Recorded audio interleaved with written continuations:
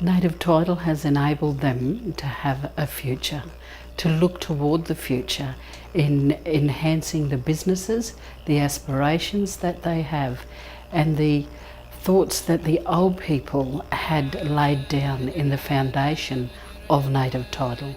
It's given them an opportunity to sit at the table. It's given us an opportunity to sit at the table, to bring those dreams and those aspirations to fruition with the help of other agencies that we've worked with in the communities.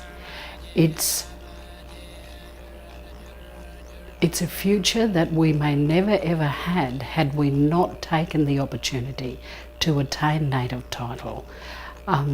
It's also an opportunity for the children, for our future generations, to be inspired by the work that was laid down now and the work that will be laid down in the future.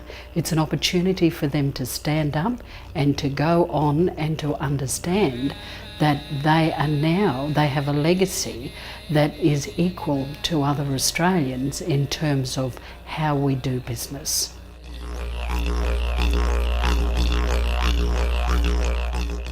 It will give our young people an opportunity to continue on with their aspirations and their dreams in where they would like to see the businesses that have been developed go.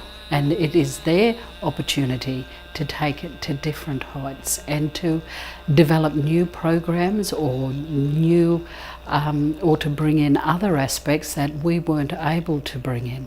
But it gives them an opportunity to be a part of our journey. It gives them that opportunity to be a part of our journey and for them to understand our history and where we came from.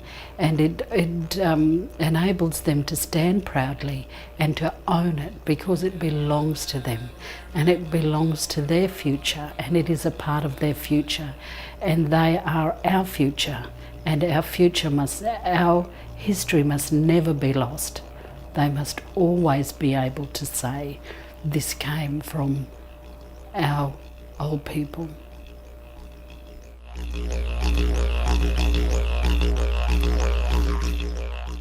Native title determinations has enabled traditional owners to build those relationships with local government in the community, and in doing so, this has also enabled them to talk about employment, the other economic developments that could be, and it's also given them an opportunity to be more inclusive, more active in the community in terms of employment, giving, being included in the school environment, bringing cultural awareness in, making people culturally aware that there are different clan groups and different tribe connections within a community. It's not just one Aboriginal representing one Aboriginal group representing the entire. So the makeup of Aboriginal families and connections in the community. It's also, it's enabled the traditional owner to really own what happens in the community. It's given opportunities to be involved with,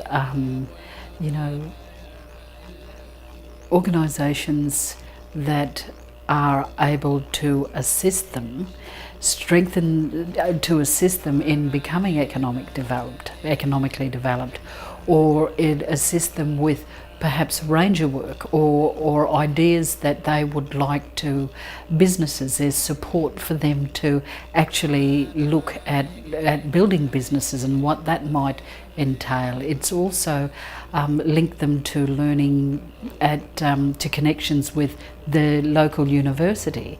It's strengthened their relationships, and it's enabled them to develop relationships and to make connections where perhaps they're lacking in that knowledge.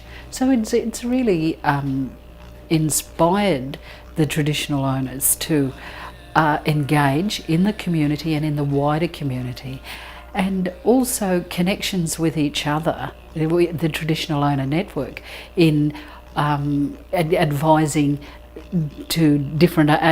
around different agencies that are able to assist with if you're having a particular difficulty. So it's really enabled them to have that positive relationship with other stakeholders in the community.